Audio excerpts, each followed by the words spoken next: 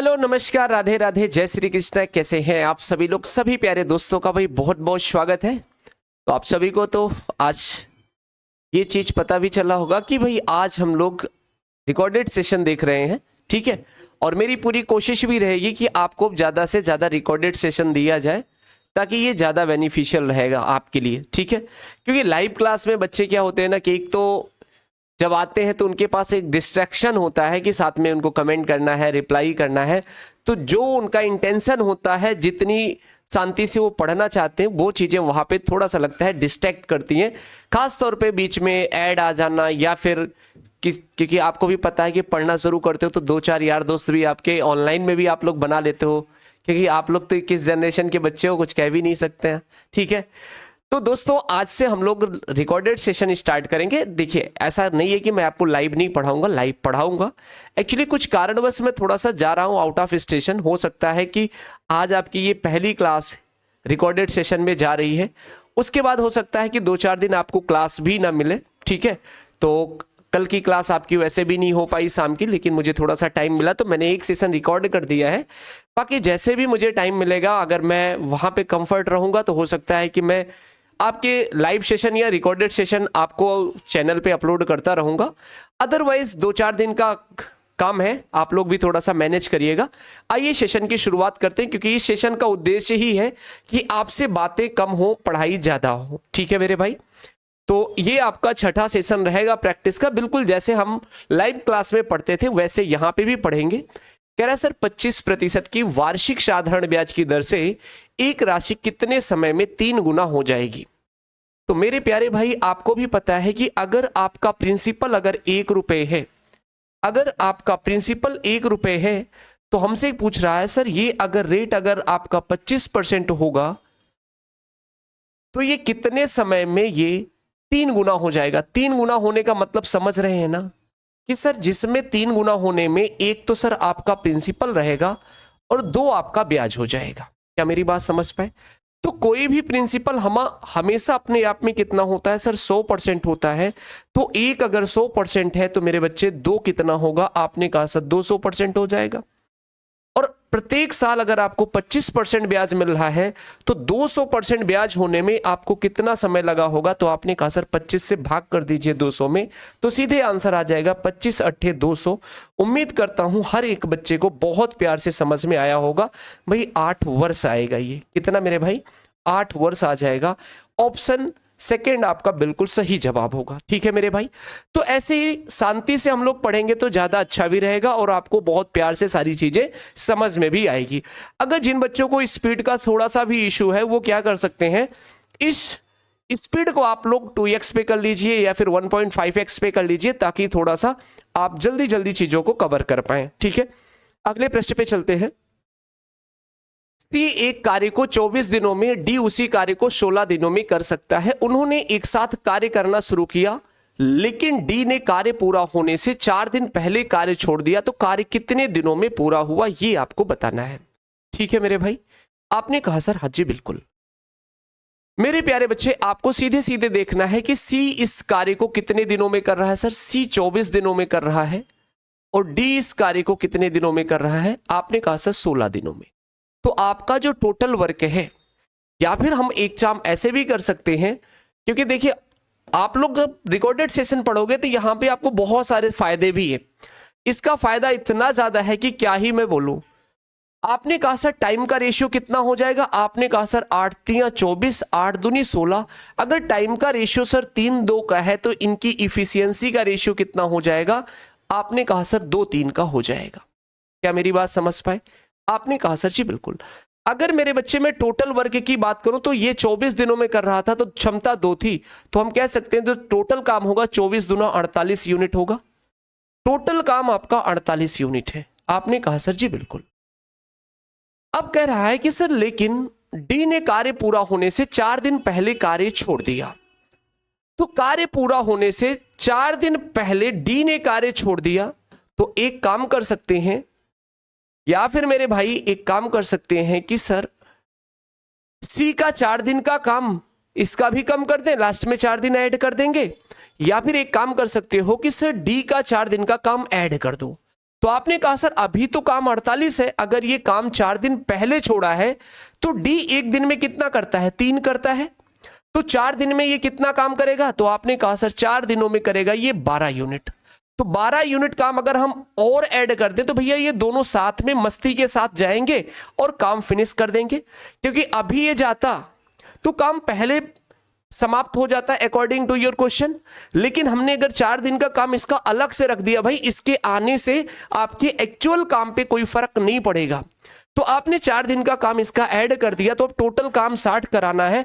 अब ये दोनों मिलके करेंगे तो दोनों मिलके एक दिन में कितना करेंगे, आपने कहा सर ये एक दिन में 3 करता है, ये एक दिन में 2 करता है, तो 60/5, तो 60/5 मतलब मेरे भाई 12 पंचे 60। तो हम कह सकते हैं कि जो टोटल काम फिनिश हुआ है वो कितने दिनों में फिनिश हुआ है, 12 दिनों में फिनिश हुआ है। ऑप्शन थर्ड आपका बिल्कुल सही जवाब है। ऑप्शन थर्ड मेरे बच्चे आपका बिल्कुल सही जवाब है। उम्मीद करता हूं एक एक पॉइंट आपको बहुत प्यार से बहुत अच्छे से समझ में आ रहा होगा। ठीक है, चलिए अगले प्रश्न पे चलते हैं मेरे भाई। अगला प्रश्न है 110 संतरे बेचने के बाद एक दुकानदार दावा करता है कि वह 22 संतरे के विक्रय मूल्य के बराबर कमाता है, लाभ कमा रहा है।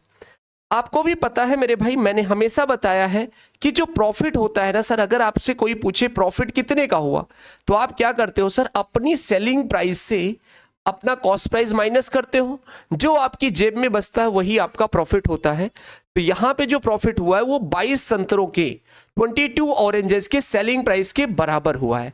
लेकिन भैया ये फायदा कब हो रहा है, जब 100 संतरे बेच रहे हैं तो हम कह सकते हैं कि 110 संतरों के सेलिंग प्राइस से सर अगर 110 संतरों का कॉस्ट प्राइस अगर आप माइनस कर दोगे तो आपको 20 संतरों का सेलिंग प्राइस मिल जाएगा। आपने कहा सर हाँ जी बिल्कुल आप सही कह रहे हैं। तो मेरे प्यारे दोस्तों आप ध्यान से समझना कि अगर मैं इस 22 का सेलिंग प्राइस इस पार कर दूं और 110 का कॉस्ट प्राइस इस पार कर दूं तो भैया ये माइनस से प्लस में हो जाएगा, ये प्लस में है, ये इधर आएगा तो माइनस में हो जाएगा। 110 का जो कॉस्ट प्राइस होगा मेरे बच्चे ये इधर आएगा तो बेटा कितना, आपने कहा सर 88 का सेलिंग प्राइस हो जाएगा।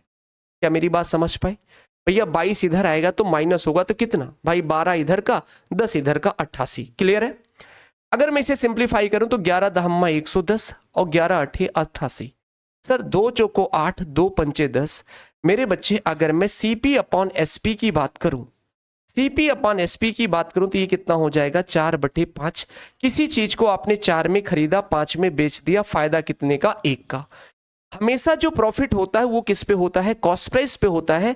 तो आपने कहा सर 1 का फायदा 4 पे, तो 1 का फायदा 4 पे तो 1/4 कितना होता है 25%। तो हम कह सकते हैं उस दुकानदार को जो प्रॉफिट हुआ वो कितने का हुआ, 25% का प्रॉफिट हो गया। क्या मेरी बात समझ पाए। उम्मीद करता हूं हर बात अच्छे से आपको बढ़िया से समझ में आ रही होगी। ठीक है, अगला प्रश्न आपकी खिदमत में है, आपकी सेवा में हाजिर है। तो उम्मीद करता हूं फटाफट जल्दी से आप लोग एक बार इस प्रश्न को पढ़िए। अगर वीडियो को पॉज करना है तो पॉज कर दीजिए, ताकि आपके पास 10 सेकंड 20 सेकंड का जो भी आपको टाइम लेना है, एक बार टाइम लेके क्वेश्चन को बनाने की कोशिश किया कीजिए कि अगर आपसे बन जा रहा है तो वेल एंड गुड, अगर नहीं बन पा रहा है मेरे बच्चे तो आपको देखना पड़ेगा कि आपको इस क्वेश्चन में किस अप्रोच को लगाने की जरूरत थी जो आप नहीं सोच पाए। ठीक है, आइए देखते हैं। एक कार्य को 3 पुरुषों द्वारा 16 दिनों में पूरा किया जाता है, उसी कार्य को 6 महिलाओं द्वारा 16 दिनों में पूरा किया जाता है। तो हम कह सकते हैं कि 3 पुरुष जो है ना वो 6 महिलाओं के बराबर है। बात तो सिंपल सी है भाई, इसके 16 दिनों का काम 3 पुरुषों के और 16 दिनों का काम 6 महिलाओं के काम के बराबर है। आपने कहा सर जी बिल्कुल। तो हम कह सकते हैं मेरे बच्चे ये जो 3 पुरुष है ना, ये 3 males that is equal to 6 female. Now we can say the efficiency of the male and the female is 2:1। बोलो ना। आपने कहा सर फीमेल को हमने इस पार कर दिया और एक को इधर कर दिया, तो ये कितना आ गया 2:1। ठीक है, मतलब कह सकते हैं पुरुष की क्षमता 2 है और महिला की क्षमता 1 है। क्लियर है। आपने कहा सर जी बिल्कुल। अब आपको लगता है कि सर अगर मैं ये जानना चाहता हूं कि 12 पुरुष और 8 महिलाएं मिलकर एक साथ काम करते हैं तो उन्होंने कार्य को कितने दिनों में समाप्त किया, तो सबसे पहले आपको जरूरत है सर यहां पे टोटल वर्क कितना है। आप कह सकते हो कि अगर पुरुष की क्षमता सर 2 है तो 3 पुरुषों ने 16 दिनों में काम किया, तो एक पुरुष अगर 2 यूनिट करता है तो 3 पुरुष कितना करेंगे 6 यूनिट करेंगे एक दिन में, और पूरा काम 16 दिनों में कंप्लीट हो रहा है, तो ये कितना हो जाएगा, 6 गुणे 16 आपका टोटल वर्क हो गया।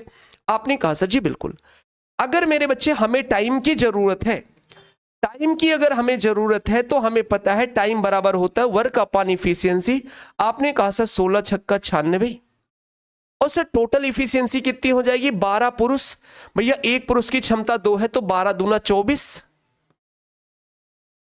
महिलाओं की क्षमता 1 है तो 12 8, सॉरी 8 एकनम 8, मतलब 24 8। आपने कहा सर 24 8 4 12, ये 32 हो गई। ठीक है भाई, तो 32 में 96 से भाग लगाओगे तो समय कितना आ गया मेरे भाई, 3 दिन। ऑप्शन ए आपका बिल्कुल सही जवाब है।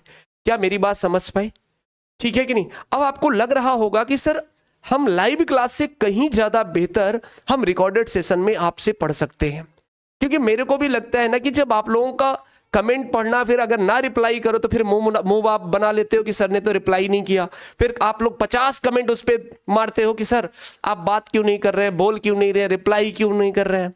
तो इसका रीजन यही है कि आपको टोटल 1 घंटे का समय मिलता है, तो उसमें 20 से 25 क्वेश्चन बनाना है, अपनी स्पीड को मेंटेन करना है, तो कहीं ना कहीं थोड़ा सा फोकस रहना पड़ेगा। जो बिल्कुल पढ़ने वाले बच्चे हैं उनके लिए ये वीडियो बहुत इंपॉर्टेंट है, और जिनको वैसे ही टाइम पास करना है, वो 1 साल नहीं, उनको 5 वैकेंसियां मिल जाएंगी ना, तब भी वो ये ऐसे ही यूट्यूब पे इधर उधर टहलते रहेंगे, लेकिन वो पढ़ेंगे नहीं। ठीक है, तो अगर पढ़ना है तो बिल्कुल सीरियस होकर आप लोग पढ़िए, और ये मेरी गारंटी है कि आपको एग्जाम के लिए बिल्कुल परेशान नहीं होने पड़ेगा। मैथ्स आपका मेरे पे छोड़ दीजिए 101% गारंटी के साथ। ठीक है, बस जितना पढ़ा रहा हूं उतना आपको पढ़ते रहना है। अगला प्रश्न है सर, दो संख्याओं का अनुपात 1:2 है। यदि दोनों संख्याओं में 21 जोड़ा जाता है तो अनुपात 5:7 हो जाता है। इन संख्याओं को ज्ञात कीजिए। मेरे भाई दो संख्याएं हैं, मान लेते हैं ये संख्याएं a और b हैं। इनका जो अनुपात है वो 1:2 है। तो हम कह सकते हैं कि अगर मैं a की वैल्यू बोल दूं तो ये 1x कर दूं, और b की वैल्यू मैं 2x कर दूं। आपने कहा सर जी बिल्कुल, ये एक्चुअल संख्याएं हो गई। हम चाहे तो a b ना बोल के ऐसे भी बोल सकते हैं कि सर एक संख्या 1x है और एक संख्या 2x है। अगर इन दोनों संख्याओं में हम 21 जोड़ दे रहे हैं तो इनका अनुपात क्या हो जा रहा है सर जी, 5:7 का हो जा रहा है। तो चाहो तो हम ऐसे रेशियो लगा लें, या फिर ये तो बिल्कुल आसान सा प्रश्न है, हम ऐसे भी कर सकते हैं सर कि x + 21 upon 2x + 21 that is equal to 5/7। क्या मेरी बात समझ पाए। हमने एक ही बार में प्रश्न को कर दिया, भैया ये दो संख्याएं इस अनुपात में थी, तो हमने संख्या ही मान ली कि संख्या सर क्या है, एक संख्या 1x है, एक संख्या 2x है। ठीक है भाई, आपने कहा सर जी बिल्कुल। अगर इन दोनों संख्याओं में 21 जोड़ दोगे तो इनका अनुपात 5:7 का हो जाता है। तो आपको 1x और 2x की वैल्यू बतानी थी। आप चाहो तो क्रॉस मल्टीप्लाई कर लो, ये कितना हो जाएगा मेरे भाई, 7x + 147 प्लस 5 दूनी 10x प्लस 5 एकम 5 दूनी 10, 105। क्या मेरी बात समझ पाए। अगर 7x को इधर भेजोगे तो ये हो जाएगा 3x, और ये 147 105 इधर भेजोगे तो आपने कहा सर ये हो जाएगा 42। ठीक है भाई, x की वैल्यू कितनी आ गई, 3 एकम 3 चौको 12, x की वैल्यू मेरे बच्चे आ गई 14। तो पहली जो संख्या है वो 14 है और दूसरी संख्या 2x है, तो ये 28। तो हम कह सकते हैं जो दोनों संख्याएं हैं वो क्या है, 14 और 28 है। ऑप्शन ए आपका बिल्कुल सही जवाब है। ऑप्शन ए मेरे बच्चे आपका बिल्कुल सही जवाब है। क्लियर है भाई सभी को। चलिए अगले प्रश्न की तरफ बढ़ते हैं। अगले प्रश्न में कह रहा है, एक चुनाव में 8% मतदाताओं ने अपने मत नहीं डाले। इस चुनाव में केवल 2 उम्मीदवार थे।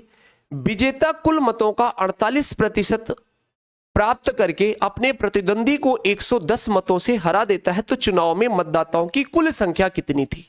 फटाफट क्या करेंगे, वीडियो को पॉज करेंगे, एक बार स्वयं से लगाने का कोशिश कीजिए कि क्या आपसे यह प्रश्न बन पा रहा है या नहीं बन पा रहा है। फटाफट जल्दी से बताइए। ठीक है, आइए मेरे बच्चे देखते हैं क्वेश्चन नंबर 6 को। आप एक बार पढ़ लिए हैं, सभी लोग पढ़ लिए हैं, तो आइए ध्यान से देखते हैं। हमने मान लिया मेरे भाई टोटल वोटर्स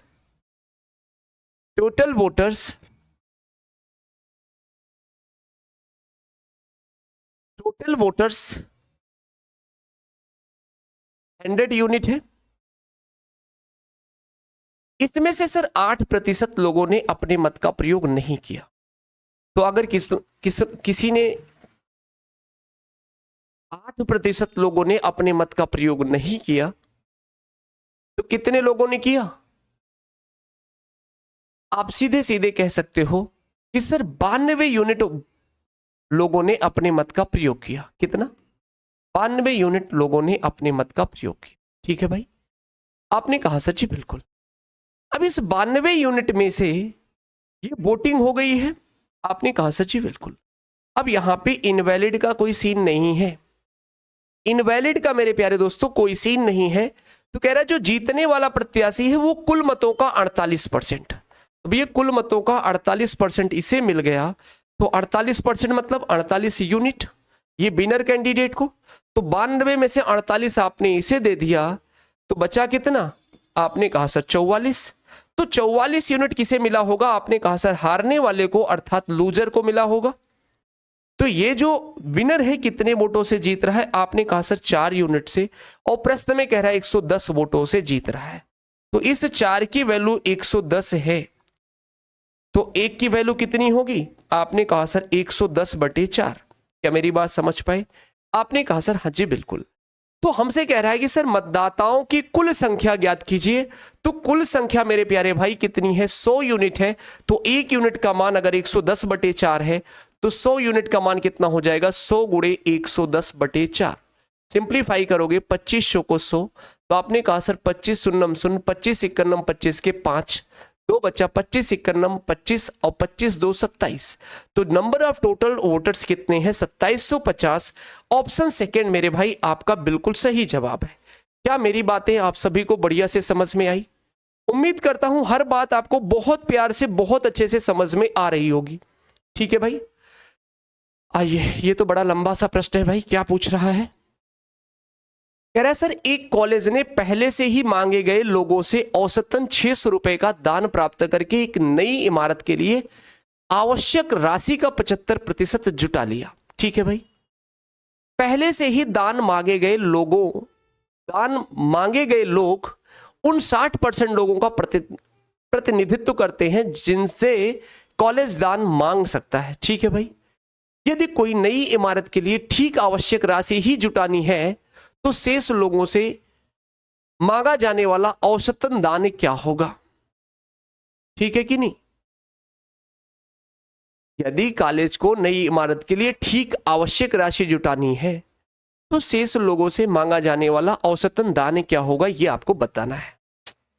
देखो भाई, इस प्रश्न को करते हैं एक बार। थोड़ा सा मैं अपने लिखने के लिए स्पेस बनाऊंगा भाई, क्योंकि क्वेश्चन ने काफी ज्यादा स्पेस ले लिया है। तो मैं अपने लेवल का कुछ चीजें ट्राई करता हूं भाई। देखिए एक बार ट्राई करते हैं मेरे बच्चे। कह रहे सर एक कॉलेज ने अपने से ही मतलब पहले से ही मांगे गए लोगों के औसतन 600 रुपए दान प्राप्त करके एक नई इमारत के लिए आवश्यक राशि का 75% जुटा लिया। ठीक है भाई, आपने कहा सर जी बिल्कुल। हम यहां पे कह सकते हैं कि उस नई इमारत के लिए जो टोटल लोग एलिजिबल हैं दान करने के लिए वो n है, और जो टोटल डोनेशन का जो अमाउंट है वो कितना है? x रुपए है। ये टोटल डोनेशन का अमाउंट है। क्या है मेरे भाई? आपने कहा सर ये टोटल डोनेशन का अमाउंट है x रुपए। क्या मेरी बात समझ पाए? आपने कहा सर जी बिल्कुल। सभी को क्लियर है भाई? हमने मान लिया कि टोटल जो दान लिया जाएगा वो n लोगों से लिया जाएगा, जो डोनेशन का टोटल अमाउंट है वो x रुपए रहेगा। ठीक है, अब इसमें से ऐसा कर रहे हैं कि 75% राशि जुटा लिया, और कितने लोगों से? 60% लोगों से। तो ये 60% किसके होंगे? n के। तो हम कह सकते हैं सर n का जो टोटल जनसंख्या है उसके जो 60% लोग हैं इनसे हमने कितनी राशि जुटाई है? आपने कहा सर टोटल राशि का 75%, x का 75%। क्या मेरी बात समझ पाए? आपने कहा सर जी बिल्कुल। क्या मेरी बात समझ पाए? तो क्या ये दोनों वैल्यू बराबर है? आपने कहा सर जी नहीं, ये तो सर ऐसे उन लोगों की संख्या है जिन्होंने दान दिया है, और ये सर दान का अमाउंट है। लेकिन जिन्होंने 60% लोगों ने दान दिया है उनका औसतन दान कितना है, 600 रुपए। अगर इन दोनों में कंडीशन बनानी है तो आपने कहा सर इतने लोगों ने दान किया है तो इनका औसतन दान कितना है, आपने कहा सर 600 रुपए है। तो आपने कहा सर अगर मैं इस पूरे में 600 से गुणा कर दूंगा तो अब ये दोनों अमाउंट बराबर हो जाएंगे, बोलो ना। आपने कहा सर जी बिल्कुल बराबर हो जाएंगे। बहुत प्यारा और बहुत खूबसूरत सा प्रश्न समझ में आ रहा है भाई। आपने कहा सर परसेंट से परसेंट उतार दीजिए, 15 चौको 60 और 15 पचे 75। ठीक है मेरे बच्चे, आपने कहा सर जी बिल्कुल क्लियर है भाई। आपने कहा सर हाँ जी। अब मेरे भाई यहां से चीजों को समझने की कोशिश करना। सर ये बताइए अगर मैं इसे और सिंप्लीफाई कर दूं तो हो जाएगा। आपने कहा सर 12 पंचे 60 120, या फिर मैं बोल दूं x बराबर क्या हो जाएगा, 12 चौको 48 480 गुणे n। मतलब ये क्लियर हो गया कि टोटल लोगों की संख्या n है, जो x की वैल्यू है ना वो कितनी है, वो 480 गुणे n। मतलब प्रत्येक व्यक्ति से कितने रुपए चाहिए, 480 रुपए चाहिए। ये तो भैया बिल्कुल क्वेश्चन मैं तो सोचा भी नहीं था कि ये निकल के आएगा। तो आपको यहां पे x की टोटल वैल्यू मिल गई, x की जो टोटल वैल्यू होगी वो n इंटू 480 होगी। क्या मेरी बात समझ पाए? आपने कहा सर जी बिल्कुल। तो मेरे प्यारे भाई लोग आप यहां पे चाहो ना तो एक काम कर सकते हो, क्योंकि आपको लोगों की संख्या का अनुपात पता है। शुरू में मेरे प्यारे बच्चे हमने दान कितने लोगों से लिया, 60% लोगों से, और फिर हमने बचे हुए लोगों से दान लिया, मतलब 40% लोगों से। ठीक है, तो ये बताओ जो 60% लोग हैं उन्होंने दान कितना किया है, आपने कहा सर 600, औसतन दान 600 है। लेकिन 40% लोगों ने कितना दान किया है ये आपको पता करना है। लेकिन दोनों का ओवरऑल औसतन दान कितना चाहिए, आपने कहा सर 480 चाहिए। बस अपना काम तो बन गया मेरे भाई। यहां पे आप एलिगेशन लगा सकते हो, तो एलिगेशन लगाओगे तो इनकी संख्या का अनुपात मिलेगा। एलिगेशन लगाओगे तो इनकी संख्या का अनुपात मिलेगा। तो आपने कहा सर इनकी संख्या का अनुपात क्या है, 60-40, मतलब मेरे बच्चे 3:2 है। कितना है मेरे भाई, आपने कहा सर 3:2 है, 3:2। तो आप देखो ना यहां पे हम क्या करते हैं, जब एलिगेशन लगाते हैं तो 600 माइनस 480 करोगे तो कितना आएगा, तो आपने कहा सर ये आ जाएगा 120। तो आपने कहा सर इस 2 की वैल्यू अगर 120 है, 2 की वैल्यू अगर 120 है तो इस 3 की वैल्यू कितनी होगी, तो आपने कहा सर 2 छंग 12 और 3 छक 18, 180 होगी। तो यहां पे ये वैल्यू बड़ी थी तो जाहिर सी बात है एलिगेशन लगाओगे तो ये वैल्यू छोटी होगी 480 से।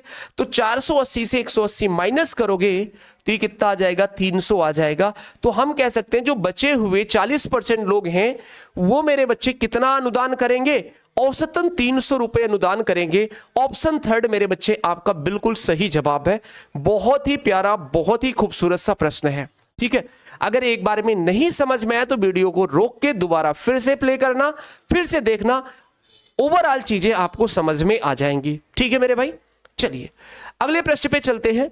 कहला एक सारणीकार एक परीक्षा के 100% नहीं, एक सारणीकार एक परीक्षा के 100 छात्रों के औसत अंकों की गणना करते समय गलती से 8.6 के बजाय 6.8 एंट्री करता है और औसत 5.8 के रूप में प्राप्त करता है। तो भाई ये बताओ एक्चुअल जो औसत था, एक्चुअल जो औसत है वो कितना है, आपने कहा सर नहीं पता, लेकिन गलती के बाद औसत 5.8 है। भाई ये बताओ उसने गलती क्या किया है, सर 8.6 कहीं एंट्री करना था लेकिन गलती से इसने 6.8 कर दिया है। ठीक है, लेकिन ये औसत कितने बच्चों का है, 100 बच्चों का है। तो आप सीधे सीधे देखो ना कि ये बताओ गलती से इतना किया है, सही ये करना था लेकिन गलती से ये कर दिया, तो इससे औसत आपका कम हुआ है, औसत बढ़ना चाहिए। आपने कहा सर जी बिल्कुल। तो औसत कितना बढ़ेगा, आपने कहा सर 8.6 से 6.8 माइनस करोगे तो 16 में से 8 गया 8, और सर 7 में से 6 गया, 7 में से 6 गया 1.8। लेकिन मेरे भाई 1.8 बढ़ेगा तो ये 100 पे कितना बढ़ेगा, तो 100 से भाग करोगे मेरे बच्चे तो ये आएगा 0.018। तो आपने कहा सर इसका मतलब आपका जो औसत होगा वो 0.018 ज्यादा होगा, 0.018 ज्यादा होगा। तो फाइनली कह सकते हैं आपका जो औसत होगा 5.818 होना चाहिए। 5.818 किसी ऑप्शन में है? हाँ जी बिल्कुल मेरे भाई, आपका ऑप्शन थर्ड मेरे बच्चे बिल्कुल सही जवाब है। ऑप्शन थर्ड मेरे बच्चे आपका बिल्कुल सही जवाब है। क्लियर है भाई सभी को? चलिए बहुत बढ़िया। आइए अगले प्रश्न पे बढ़ते हैं। अगले प्रश्न में कह रहा है एक किराने वाले को 48 रुपए प्रति किलो और 28 रुपए प्रति किलो की दर से चीनी को किस अनुपात में मिलाना चाहिए ताकि वह 40 रुपए प्रति किलो का मिश्रण बना सके। 40 रुपए प्रति किलो का मिश्रण बना सके। अब भाई बिल्कुल आसान आसान से प्रश्न है, सीधे देखो ना, 48 रुपए और 28 रुपए, कह रहा है इन दोनों को किस अनुपात में मिलाएं कि इनका रेशियो 40 आ जाए। एलिगेशन लगा दो भाई, 40 में से 28 गया, आपने कहा सर 12, 48 में से 40 गया, आपने कहा सर 8, तो 4 दूनी 8, 4 तिया 12, अनुपात कितना मेरे बच्चे? 3:2, 3:2। ठीक है भाई,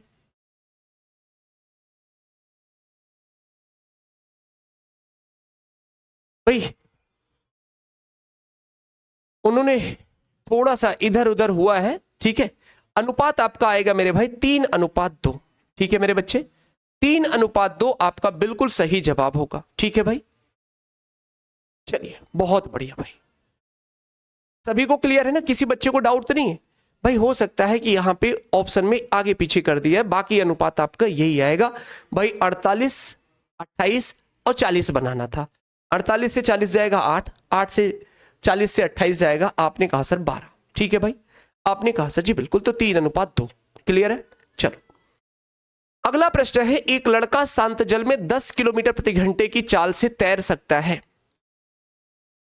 यदि धारा की चाल 5 किलोमीटर प्रति घंटा होती और लड़का 60 किलोमीटर अनुप्रवाह बहाव के साथ कितने समय में तैर सकता है? आइए मेरे बच्चे ध्यान से समझना। मैंने बोट एंड स्टीम के लिए क्या बताया सर? बोट की स्पीड, वाटर की स्पीड, और आपने कहा सर डाउन स्ट्रीम और अप स्ट्रीम बताया था ना। डाउन स्ट्रीम क्या होती है? धारा के साथ। अप स्ट्रीम क्या होती है? धारा के विपरीत। क्या मेरी बात समझ पाए? आपने कहा सर जी बिल्कुल। तो भैया लड़के की या बोट की स्पीड सेम ही है क्योंकि शांत जल में है, तो आपने कहा सर ये अगर 10 है और धारा की चाल अगर 5 है, तो आपने कहा सर धारा की दिशा में कितनी स्पीड होगी? 15 होगी। तो 60 किलोमीटर की दूरी तय करना है अनुप्रवाह मतलब धारा के साथ। तो आप सीधे सीधे कह सकते हो कि सर ये बताओ 60 किलोमीटर की दूरी तय करना है किस स्पीड से? क्योंकि धारा के साथ स्पीड कितनी हो जाएगी? 15 हो जाएगी। तो 60/15 और 15 चौको 60, हम कह सकते हैं जो हमें टोटल समय लगेगा मेरे बच्चे कितना लग जाएगा? 4 घंटे का लग जाएगा। ऑप्शन 2 आपका बिल्कुल सही जवाब है। क्लियर है भाई सभी को? कोई ऐसा बच्चा जिसे अभी भी थोड़ा सा लगता है कि नहीं चीजें उतनी बेहतर तरीके से नहीं समझ में आ रही है, तो आप बता सकते हैं। आप खुद ही कहोगे सेशन को कंप्लीट होने के बाद कि हाँ सर लाइव सेशन से कहीं ज्यादा फ्रूटफुल आपका ये रिकॉर्डेड सेशन रहा है। ठीक है, आइए अगला प्रश्न देखते हैं। कह रहा है 4 संख्याओं में से पहली 3 संख्याओं का औसत 15 है। There are 4 numbers. मान लेते हैं 4 संख्याएं हैं भाई, 4 संख्याएं ABCD है। आपने कहा सर जी बिल्कुल। कह रहा सर पहली 3 संख्याओं का जो औसत है वो कितना है? आपने कहा सर 15 है। और फिर कह रहा है सर आखिरी 3 संख्याओं का औसत कितना है? आपने कहा सर आखिरी 3 संख्याओं का औसत 16 है। और जो आखिरी वाला नंबर है, अंतिम नंबर जो है मेरे बच्चे, वो आपको दे रखा है, वो कितना है? आपने कहा सर ये 19 है। ये 19 है भाई, ये सब औसत है और ये संख्या है 19। ठीक है मेरे भाई, तो मैं अगर आपसे कह दूं कि पहली ABC के सम की मैं बात करूं तो भाई ये तीनों संख्याओं का सम कितना? 15 × 45 होगा। सर अगर मैं B + C + D की अगर मैं बात करूं, या फिर मैं ऐसे कह दूं कि सर D + B + C की अगर हम बात करें तो 16 × 48, ये 48 हो जाएगा। आपने कहा सर जी बिल्कुल। तो मेरे भाई आपने एक चीज देखी एक चीज आपने देखी कि सर ये बताइए बीसी बीसी तो कोई मतलब ही नहीं है। अगर मैं इनको सब्सट्रैक्ट करूं, d माइनस ए करूं, तो आपने कहा सर d माइनस ए कितना होगा? आपने कहा सर 48 माइनस 45 अर्थात 3 होगा। क्या मेरी बात समझ पाए? आपने कहा सर जी बिल्कुल। और यहां d की वैल्यू कितनी है? आपने कहा सर 19। अब 19 में से क्या माइनस कर दो तो 3 आएगा, तो आपने कहा सर 16 माइनस कर दीजिए, तो 19 में से 16 माइनस करोगे 3 आएगा, तो a की वैल्यू कितनी आ गई? आपने कहा सर 16 आ गई। 16 मेरे बच्चे आपका बिल्कुल सही जवाब है। सभी को समझ में आ गया? चलिए बहुत बढ़िया मेरे भाई, अगले प्रश्न की तरफ बढ़ते हैं। एक दुकानदार एक पुस्तक का मूल्य उसके क्रय मूल्य से 120% अधिक अंकित करता है। यदि वह अंकित मूल्य पे 10% की छूट देता है तो उसका लाभ प्रतिशत ज्ञात कीजिए। उसका लाभ प्रतिशत ज्ञात कीजिए। ठीक है मेरे भाई, आइए भाई, दुकानदार एक पुस्तक का मूल्य उसके क्रय मूल्य से 120% अधिक रखता है, तो कॉस्ट प्राइस आपकी कितनी है? 100 है। तो एमपी कितनी होगी, मतलब एमआरपी कितनी होगी? आपने कहा सर 120। ठीक है भाई। अच्छा 120% अधिक रख रहा है, तो मतलब मेरे बच्चे ये कितनी होगी? 220 होगी। ठीक है, आपने कहा सर जी बिल्कुल। ठीक है भाई, कह रहा है सर अगर वो 10% की छूट दे, तो 10% की छूट देगा तो छूट हमेशा किस पे? आपने कहा सर एमपी पे।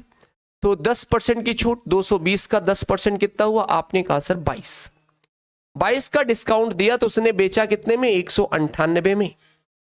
तो हमसे कह रहा है इसका प्रॉफिट परसेंट बताओ, तो 100 की वस्तु को 198 में बेच दिया, फायदा कितने का मेरे बच्चे? 98 का। तो हम कह सकते हैं जो प्रॉफिट होगा वो कितना होगा? 98 का प्रॉफिट 100 पे, तो हम कह सकते हैं ये प्रॉफिट कितने का? 98% का। क्या मेरी बात आप सभी को समझ में आ रही है भाई? अगर मेरी बातें समझ में आ रही है मेरे भाई, तो आज के लिए क्या करते हैं ना, सेशन लंबा भी ना हो, छोटे छोटे वीडियो में डालूंगा, ठीक है कि नहीं?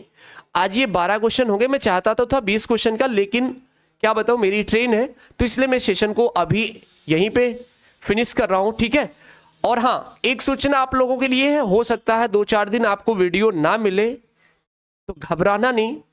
बाकी मेरी पूरी कोशिश रहेगी कि मैं आपको सेशंस देता रहूं, चाहे वो रिकॉर्डेड रहेंगे या लाइव रहेंगे। ठीक है, तो बिल्कुल इसके लिए परेशान मत होना कि सर अवेलेबल नहीं है तो सेशन आपको नहीं मिल पा रहा है, तो सेशन आपको मिलेगा। ठीक है, अगर हाँ ये वीडियो ये सेशन आपको अच्छा लगा है तो अपने दोस्तों को भी शेयर कर दीजिएगा, और कमेंट बॉक्स में ये जरूर आप लोग बताइएगा कि क्या हमें इस सेशन को रिकॉर्डेड ही कंटिन्यू करना चाहिए या फिर लाइव कंटिन्यू करना चाहिए। दोनों चीजें जरूर बताना कि आपको लाइव पढ़ना ज्यादा मजा आता है मेरे से, या फिर रिकॉर्डेड सेशन आपको ज्यादा पसंद आया। तो जैसा भी होगा मेरे प्यारे दोस्तों जरूर बताइएगा। आज के लिए इतना ही रखते हैं। Okay bye bye, take care all of you, thank you so much guys.